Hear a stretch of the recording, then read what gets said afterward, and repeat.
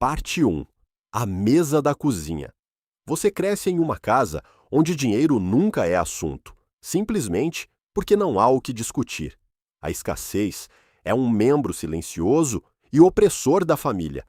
Estamos em Volta Redonda, no interior do Rio de Janeiro, em 2001. Seu pai dirige uma empilhadeira num centro de distribuição de aço de uma grande siderúrgica, apenas de dia, porque o turno da noite paga um adicional. E ele tentou a vaga 3 vezes, perdendo as 3 para homens com mais tempo de casa e muito menos motivos para se importar.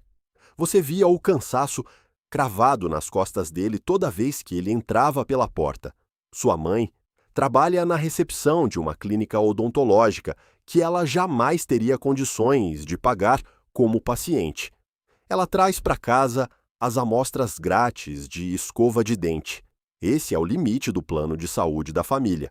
Um lembrete diário do lugar ao qual vocês pertencem. Você divide o quarto com sua irmã mais nova até os 13 anos. A parede entre o seu quarto e a cozinha é fina o suficiente para que você ouça as contas sendo separadas nas noites de sexta-feira. O som específico dos boletos e envelopes sendo empilhados por ordem de urgência, um ruído áspero que faz seu estômago revirar. É uma boa habilidade de sobrevivência que seus pais desenvolveram sem que ninguém os ensinasse. Uma coreografia de desespero contido. Vocês não são pobres o suficiente para que alguém perceba ou ofereça a ajuda da assistência social. Essa é a crueldade particular do seu tipo de miséria. Não moram na rua, não passam fome, não tecnicamente. Você é a criança cujos tênis estão quase no tamanho certo, cuja jaqueta é parecida o suficiente com a dos outros garotos e que aprendeu a rir nos momentos exatos para que ninguém olhe de perto demais e veja a vergonha escondida nos seus olhos. Na escola pública, você é perspicaz, perigosamente perspicaz. Seu professor de Sociologia e Economia, professor Antunes, que já viu de tudo na rede de ensino, lê o Valor Econômico antes da aula, tem uma caneca que diz "o professor mais ok do mundo", sem nenhuma ironia, e te diz na 8ª série que você faz perguntas que ninguém da sua idade faz. Ele diz isso como um elogio. Você ouve como uma medida de distância, um lembrete frio de quão longe você já está de onde começou e de quão mais distante e solitário você poderia chegar. Você começa a ler sobre negócios com a mesma fome obsessiva com que outras crianças leem sobre os ídolos do futebol. Não a teoria maçante, mas a mecânica nua e crua, como as empresas realmente sangram e respiram, para onde vão as margens de lucro. Porque o mesmo produto custa 3 vezes mais dependendo de quem o vende e como é vendido. Aos 16 anos, você entende a economia de distribuição melhor do que a maioria dos engravatados da Faria Lima, com MB, a jamais entenderá. Esse conhecimento pesa no seu peito como algo que ainda não pertence a você, um fardo e uma arma. Você assiste seu pai ser preterido para um cargo de supervisor que ele já exercia informalmente há 2 anos. A empresa contrata alguém de fora. Seu pai não diz uma única palavra sobre isso no jantar. O silêncio dele é ensurdecedor. Sua mãe pergunta com a voz trêmula se alguém quer mais arroz e feijão. Você o observa estender a mão para pegar a naixa travessa e entende, com uma clareza que é pesada e dolorosa demais para um garoto de 16 anos, que o sistema não foi desenhado pensando no seu pai. Ele foi desenhado para mastigá-lo. Você decide, sentado àquela mesa apertada, engolindo a seco, que vai aprender o sistema bem o suficiente para construir o seu próprio. Parte 2. O mentor. O nome dele é Marcelo Cavalcante. Ele tem 31 anos e um patrimônio de 22 milhões de reais. Ele vai palestrar na feira de empreendedorismo da sua escola, porque o sobrinho dele estuda lá. E ele devia um favor à irmã. Ele é a única pessoa na sala que não parece impressionada por estar lá. Todo o resto dos alunos está meio adormecido, Você está anotando cada palavra, como se sua vida dependesse disso, porque na sua cabeça realmente depende. Após a palestra, você o segue até o estacionamento. Você não planejou isso. Seus pés simplesmente se movem, impulsionados por uma urgência que queima a desgar sua garganta. Ele está entrando em uma caminhonete importada, que custa mais do que tudo que existe na sua casa. Somado, e você dispara. Qual parte do discurso era verdade? Ele para. Olha para você daquele jeito que as pessoas olham para algo que se moveu quando não devia. Qual parte você achou que não era? A parte sobre paixão. Ninguém constrói algo real só com paixão. Paixão é o que você diz quando não quer explicar o motivo de verdade, o motivo sujo. Ele fica em silêncio por um momento que parece durar uma eternidade. Então diz: você tem celular? Ele te manda um link de nuvem, uma pasta de documentos de análise de mercado, dados brutos, sem historinha. O tipo de lixo que alguém joga antes de uma reunião de negócios para ver se a outra pessoa fez a lição de casa. Se você conseguir me dizer o que está faltando aqui até domingo, me manda uma mensagem. Você encontra 4 falhas no sábado de manhã com os olhos ardendo de privação de sono. Você manda as 4. Ele te liga de volta em 11 minutos. Por 18 meses, você é o assistente de pesquisa não remunerado dele, o que é provavelmente pura exploração e quase certamente a melhor educação disponível para alguém que não pode pagar pela alternativa. Você trabalha todos os fins de semana, constrói modelos que ninguém pediu. Você aprende a duras penas que as pessoas que fazem o trabalho que ninguém pediu são as que, eventualmente, passam a ser solicitadas para tudo. O escritório do Marcelo é um andar adaptado num prédio comercial no centro do Rio de Janeiro que cheira a carpete velho e ambição numa proporção que muda o tempo todo. 6 pessoas, cadeiras que não combinam, um quadro branco que nunca foi totalmente apagado. Guardando fantasmas de ideias antigas, você pega um ônibus da aviação Cidade do Aço de 2 horas para ir e 2 para voltar, descendo a serra. Você leva a marmita de casa porque fez as contas de quanto 3 anos de pequenos gastos em lanchonetes custam a 8% de juros compostos, e esse número mudou a forma como você olha para máquinas de salgadinhos para sempre. O terror de voltar à estaca zero te blinda contra qualquer luxo. A chefe de operações dele é uma mulher chamada Teresa.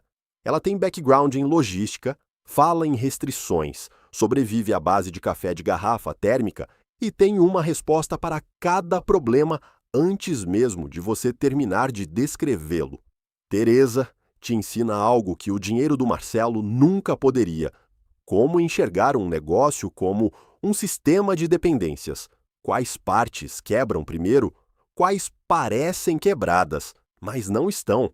Onde realmente fica a alavanca de poder versus onde as pessoas acham que fica. Você aprende mais naquele escritório sufocante do que 4 anos de faculdade te ensinariam. Você sabe disso porque também faz os 4 anos de faculdade no Rio, bolsa do ProUni, administração e ciência da computação. Aos 22 anos, trabalhando no emprego em paralelo, dormindo 5 horas por noite, vivendo inteiramente no abismo entre o que você é e o que está tentando desesperadamente se tornar. Existe uma versão do início dos seus 20 anos que as outras pessoas têm, fins de semana que pertencem a elas mesmas, relacionamentos sem prazo de validade, a liberdade leve de não calcular o custo de oportunidade de cada hora respirada num barzinho na Lapa. Você assiste isso acontecer ao seu redor e não sente inveja, sente algo mais específico e sombrio, o reconhecimento brutal de que você está escolhendo e que o que você está deixando para trás é um tipo de normalidade que você passará o resto da vida tentando lembrar com clareza. Você não se arrepende. Ainda não. Quando se é jovem, o sacrifício ainda tem gosto de estratégia, Parte 3. A execução. Você tem 23 anos. Você tem uma ideia. Não uma ideia de startup bonitinha que todo mundo tem. Uma ideia específica, operacional e zero glamurosa sobre como empresas de logística de médio porte perdem de 15% a 20% de suas margens em contratos fragmentados de última milha. E como uma camada de software que padronize esses contratos e automatize os ciclos de renegociação poderia capturar metade dessa margem para quem a construísse primeiro. Você mapeou tudo. Tem um protótipo funcional, construído ao longo de 8 meses infernais, em uma kitnet no Catete, que você divide com um colega que quase não faz perguntas. Você mostra para o Marcelo. Ele oferece financiar.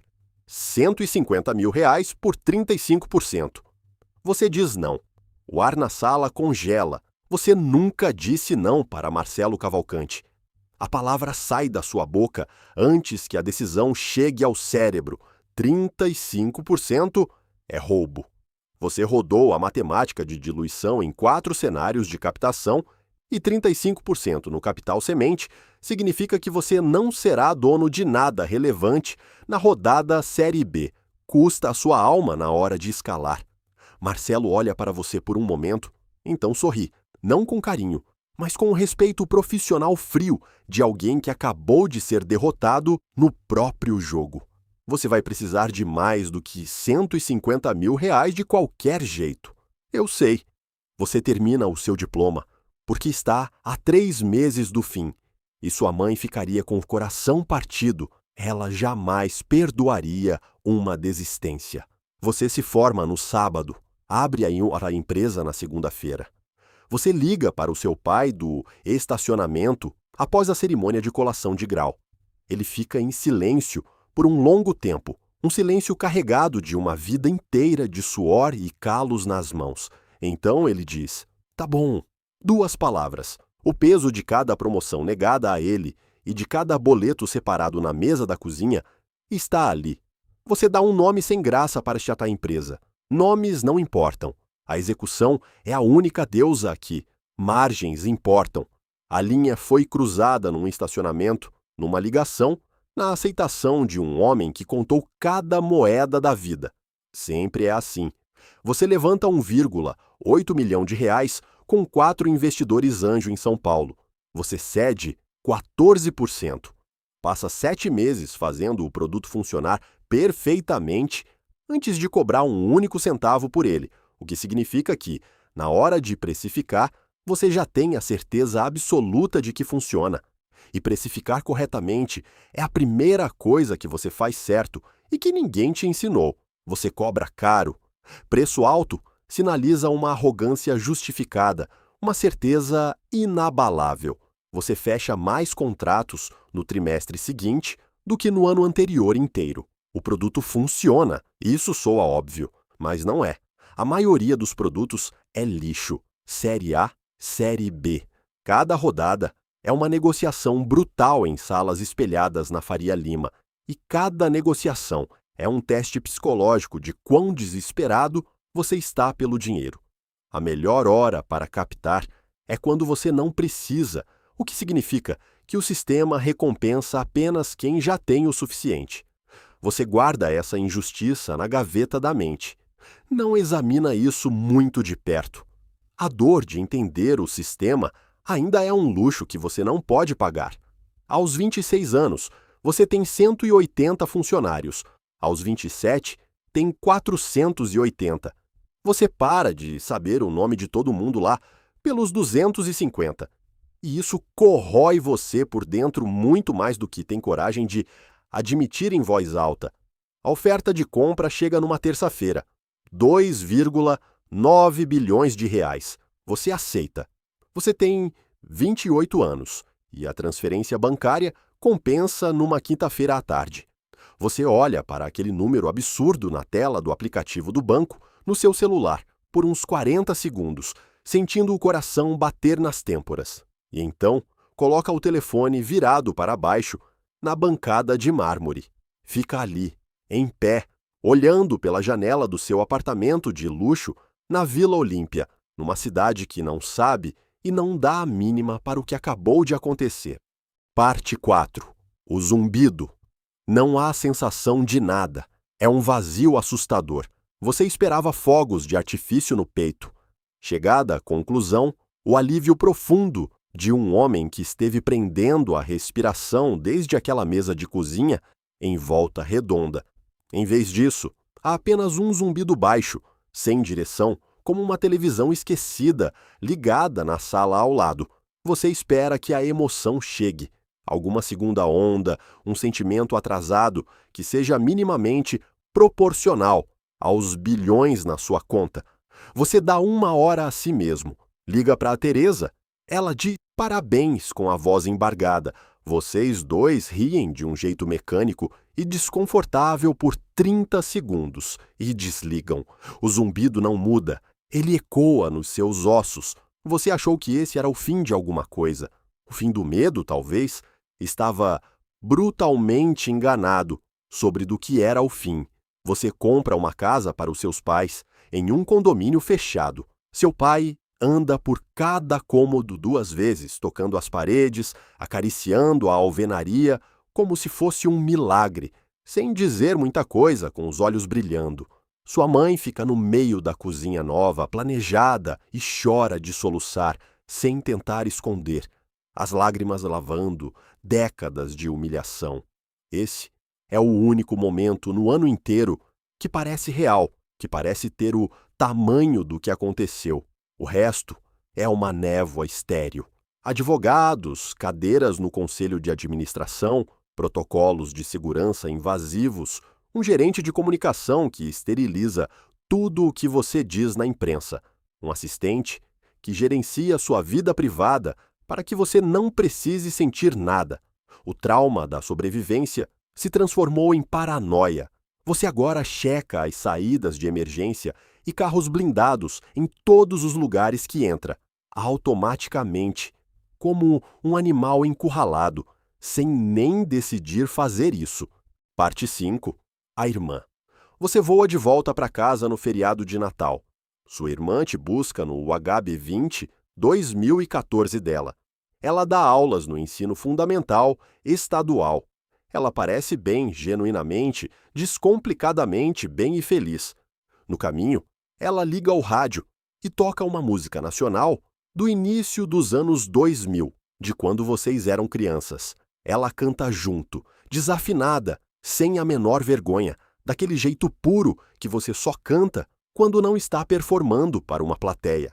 Você percebe, sentado no banco do carona, com um nó se formando na garganta, que não consegue se lembrar da última vez que fez qualquer coisa sem pensar na plateia, sem calcular friamente o sinal que aquilo emitia, o risco de imagem, o custo daquilo, a forma como seria lido por quem estivesse observando. Cada conversa sua virou um exercício de posicionamento de marca. Cada jantar é uma decisão estratégica de manutenção de networking. Cada minuto é alocação de recursos. Sua alma foi planilhada. Sua irmã continua cantando mal o refrão. Você olha pela janela para a paisagem do sul fluminense, o céu cinza de dezembro, os postos de combustíveis na beira da Via Dutra. Aquele vazio específico do interior que antes parecia um teto, te esmagando, agora parece um abismo sem nome que te engole. Algo no seu peito se move. Não quebra, apenas se move dolorosamente, como um móvel pesado arrastado por 1 centímetro no chão de madeira. Você não canta junto. Você esqueceu a letra. Essa é a parte que te destrói por dentro. Eles colocam um CIO de mercado 14 meses após a aquisição. Tecnicamente, você concordou. Você assinou a papelada maldita. Mas o fundo comprador deixou muito claro, daquele jeito educado e passivo-agressivo que o poder financeiro usa para dar ordens, que um fundador, guiando uma integração de quase 3 bilhões de reais, é um risco que eles não estavam dispostos a bancar. Você vira diretor de estratégia. O cargo é uma coleira de ouro que significa: vamos te colocar na frente dos investidores. E você vai sorrir e fazer o negócio soar inevitável. Você assiste o produto, seu sangue e suor, ser desfigurado. Funcionalidades mortas para alinhar o portfólio, preços reestruturados de um jeito cruel que pune exatamente os clientes de médio porte para os quais você construiu a ferramenta. A cultura da empresa é reembalada no jargão corporativo importado, completamente vazia de significado. O que você perde não é o controle. Você já esperava perder o controle quando vendeu. O que você perde, o que arranca um pedaço seu, é a sensação específica de ver algo se tornar o que deveria ser, a iteração. O problema que finalmente é resolvido, aquele momento de madrugada em que uma coisa que não funcionava ontem funciona hoje, e as únicas pessoas que sabem disso são vocês 4, exaustos, comendo pizza fria na sala. Aquele processo sujo e exaustivo, aquela era a única parte que já pareceu real na sua vida. Agora, pertence a um conselho sem rosto, e você tem que sentar em escritórios com paredes de vidro na berrine e não dizer nada, engolir o choro seco, porque você assinou a papelada. Você percebe com amargura, você nunca foi a empresa. Você era apenas a história de superação. Histórias de origem de garotos pobres do interior que vencem na vida são úteis para as capas de revistas de negócios. Elas não apitam nada na revisão trimestral de lucros. Você pede demissão numa quarta-feira em comum acordo com suas ações totalmente liberadas e a conta bancária intocada. Esse é o seu colapso. Não é a pobreza, não é o fracasso, é a irrelevância. A violência moderna e silenciosa de se tornar opcional, de ser descartado dentro da própria obra que você construiu. Parte 6. O motor. Você tenta parar. 3 meses. Uma mansão cinematográfica em Itaipava, na região serrana. Dinheiro que você ou seus netos nunca precisarão tocar, manhãs flutuando sem reuniões. Você caminha, lê os livros que prometeu a si mesmo ler por anos, janta com pessoas que não fazem a menor ideia do que você construiu e não se importam. É o momento mais agonizante e desconfortável de toda a sua existência, porque a sua fome, a sua fúria, não sabe o que fazer com o conforto. Ela não foi feita para isso. Ela foi forjada naquela mesa de cozinha apertada, em volta redonda, nos boletos empilhados, no rosto humilhado do seu pai, quando a vaga de supervisor foi para outro. Ela foi criada para matar um monstro, para resolver um problema de vida ou morte. E o problema Joshua agora está resolvido. A casa dos seus pais existe, a aposentadoria farta existe, o turno da empilhadeira acabou para sempre, mas a fome não foi avisada. A fome continua correndo, cega e raivosa. Ela não acessa o aplicativo do Internet Banking para checar o saldo. Ela apenas corre, consumindo você de dentro para fora. 6 meses depois de se demitir, você abre outra empresa, aos 30 anos. Nova cidade, novo problema. Mais letal desta vez, mais enxuto, construído sobre cada cicatriz que a primeira empresa te custou.